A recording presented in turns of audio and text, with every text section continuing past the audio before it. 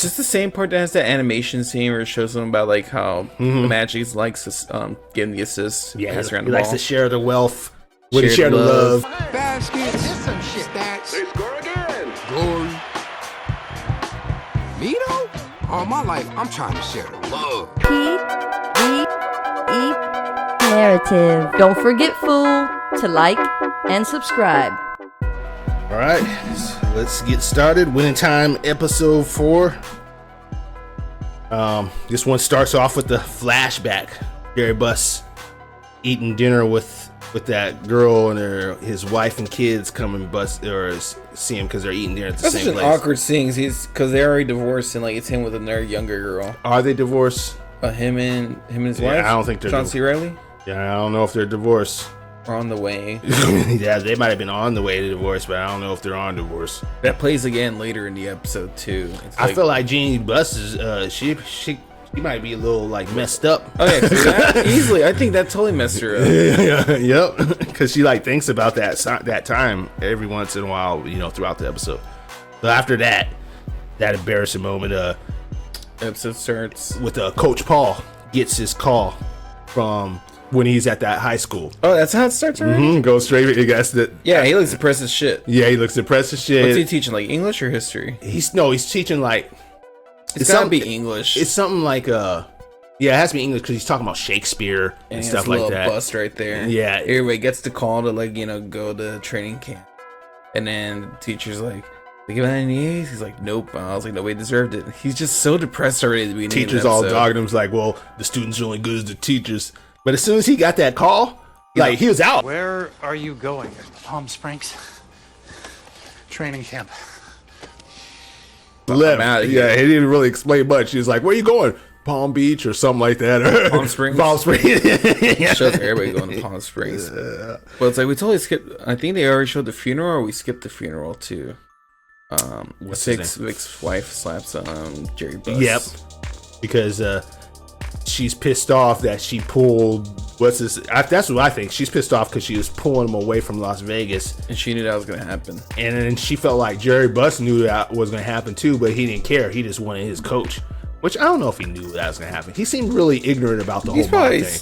Yeah. You know what I'm saying? Like he wasn't He's part more of the focused on himself. He just wasn't exposed to mob stuff in California or wherever he's been the whole time. Like he just seemed super ignorant, like in that part in the restaurant where he was asking Frank, he was like, "It's me, or did we just get kiboshed by a bottle of champagne?" It wasn't a bottle. Who were those guys? Come on, what do you think?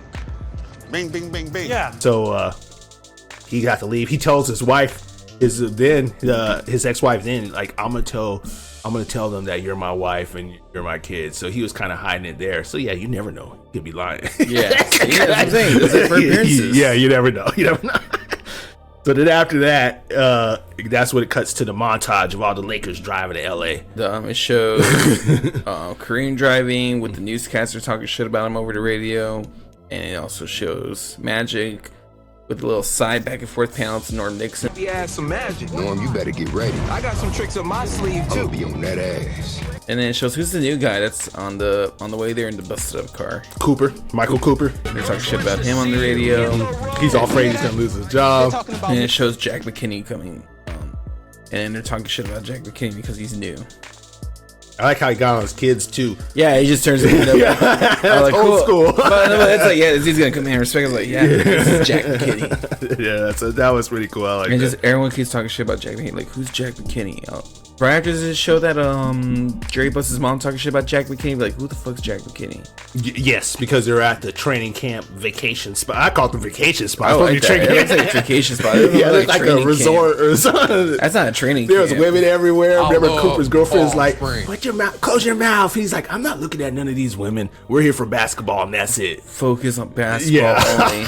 And then like Magic's telling who's that chick with him, because that's somebody different. Yeah, that's the girl. She is from Michigan, but it's not Cookie. She's there for school for UCLA or for medicine or something like that. I can't remember what her name was. I can never remember. It's like name. Sylvia. Yeah, he's with her and then Cooper's with his girl and they're roommates. That's why he tells her it's like no girls allowed. I'm just like, that's when they run into Pat Riley.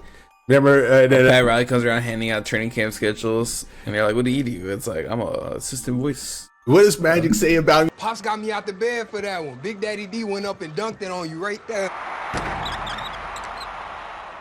Hanging all up on the rim like crazy. And then Pat Riley's like, well, you win some, you lose some. Like, he's still got a good attitude. Yeah. I feel like if that was Paul would have slumped down and probably cried off, you know what I mean? I like that dude, though. But yeah, Pat Riley took it in good spirits, man, and you can still see him working hard, you know, just trying to do anything to be involved. Yeah, he's still hanging around. So everyone's there pulling up to like the whole resort. Even Jack Mckinney shows up and he's just like, what the fuck is this? Him and Paul. Yeah. And just Jerry West being all chill with like Jerry Buzz on, just like, I was like, Jerry West isn't a. It just shows, he shows up relaxed, like the stupid lady thing around. And I'm like, this is very not Jerry West of him right now. He's always around. He ain't leaving. Like, what's his? Is he actually employed with him? He really wants to be there. He's just hanging out with them because he just likes the Lakers. But he's pissed. McKinney don't want no part of any of this resort stuff. He just meets Bus and he wants a meeting in an hour. Yeah. So Bus was like, oh, okay, well, you got some women here, you know. You got some food. I like it. There's no nonsense. Yeah, no nonsense. Okay. So like an hour later, they're like in what? A regular old room doing some film, watching old footage, like last year's games. He's just breaking down their plays, how it takes them so long to score when they could be doing it so fast, like a fast break. Yep. And remember, the players are complaining because, like, well, we can't be running fast breaks the whole time. We only do that 8 or 9 times a game or something like that. And Kenny, that's when he breaks it down. The montage, I like that. So how does an offense go from classical to jazz? You put the music in the player's hands. Yeah, he was very metaphoric. He's super for somebody metaphoric. being hard nosed. He still knew how to use his metaphors to pump people up, because you could tell all of them. I kind of want to look into like his religious background, because he talks about Buddhism later. He reminds me of Phil Jackson. Yeah, Phil Jackson. Yeah, and then after that, after the hyping them all up with his montage, he's like, "Who's got your running shoes?" And then they go out for a run. Yeah, they're running for McKinney is hauling ass. And they have McKinney miles. Is he on the bike or is he running? No, he's running. And Paul's the one driving the golf cart. And they had to keep up with him? Yeah, and Kareem ain't. Remember? Yeah, he's and if you looked at Kareem, he didn't have his basketball shoes. He was still wearing his loafers. Yeah. And yeah, he just gave up because Kareem ain't doing shit. He ain't practicing. He ain't running. He ain't doing whatever he wants. You know what I'm saying? That's what it seems like. Really weird in this show. Yeah. Like Kareem is very stubborn. You know what I'm saying? He's like, I ain't doing it your way, I'm doing it my way. So here shows the training camp. The training camp episode is pretty cool. Everyone's getting their ass kicked. Oh, then throughout this whole time, I keep forgetting, Magic has been trying to give Kareem orange juice in the newspaper, and Kareem keeps denying it. So that keeps cutting in between almost every single one of these scenes. Every few episodes, a few parts. No, not Jerry Buss's mom. It's Jerry Buss's wife is talking to Jerry Buss, and she's like, I already signed it, and she's pissed off that she had her daughter come and sweet talk her to her. She was like the Avon lady. Yeah. I forgot about that. I was like, oh yeah, Avon lady was the thing. Shows up at my house trying to sell me like the Avon lady? You could tell Buss was kind of upset, but at the same time, he was kind of relieved. Yeah. I mean, he's taking all the help he can get right now. And so then that's when they do a montage of Coach McKinney by himself when he's writing the plays. Remember, he's like in... Oh, what, in the office? Yeah, he's sitting on the chair? Yeah. I love it because he's drawing all the stuff and it's showing like all the stuff flying around him. And then it shows him floating in the chair. Yeah, like he's like a Zen master or something. Because earlier, because we skipped a couple things. When he was when they were taking a break after like the training, when they're in the office, like freaking, it goes to him being philosophical about shit. It goes between, that dude's name is his coach? Paul Westhead. He's even saying, it was like, there's no... The guys look a little beat. No profit grows where pleasure is taken. I was like, oh, it's like if you relax less, you're never gonna get good results. You're never like, yeah. Well, that Paul guy was saying all kinds of philosophical phrases throughout. But it's weird how back and forth they are, and then like he breaks it down. Jerry West, Jack Mckinney is like you ever get that feeling? It's like you're just floating in midair like Buddhists. They say it's like you focus so hard on meditation that you're so calm that you float. I get that feeling from playing basketball. Yeah, because Jerry West was trying to figure out. This is all during the training camp when they're all eating lunch, and Jerry West was trying to get some clue of what he's doing, and he was asking him how he's feeling. And he gave him that answer, which was a non-answer. It didn't answer his question. You know what I'm saying? It was just saying stuff, and it just confused Jerry West like usual. Passionate about what he's gonna be doing. Well, it didn't explain what he was doing at all, really. He's just telling he's just gonna be passionate about whatever it is. It felt like to me it was a smart ass answer to tell Jerry West, quit asking me, quit talking to me. I got it. You know what I'm saying? No, yeah. that's how I took it. I took it as like, just shut up, Jerry West. You know what I'm saying? Hey, like he was just saying anything he could say to get him off his back. Yeah, those were like quick, like one-liner scenes. That's why I didn't really necessarily say all those. But he kept on having philosophy statements throughout the team meeting when they were sitting in there, first meeting up, when he was running. He had a couple talks with I thought he had a talk with Magic for briefly, like about how he should be like leading the team or like pushing it. Yeah, all those scenes add up to like the vibe of like. Then it cuts to the players complaining to Jerry West.